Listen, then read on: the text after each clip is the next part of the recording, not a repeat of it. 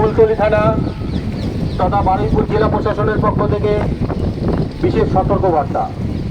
আজ এবং কাল ঘূর্ণিঝড়, ভারী বৃষ্টিপাত ও প্রবল ঝোড়ো হাওয়া বইতে পারে, এই আশঙ্কা আছে।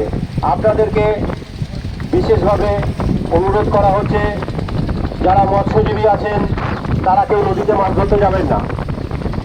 যারা খেয়া পারাপার করছেন যাত্রীদের দিয়ে, তাদেরকেও বিশেষ করে অনুরোধ যে আপনারা এই বিপদের আশঙ্কা থেকে দূরে থাকবেন। আপনারা যাত্রী নিয়ে কোনো অবস্থাতেই খেয়া পারাপার করবেন না।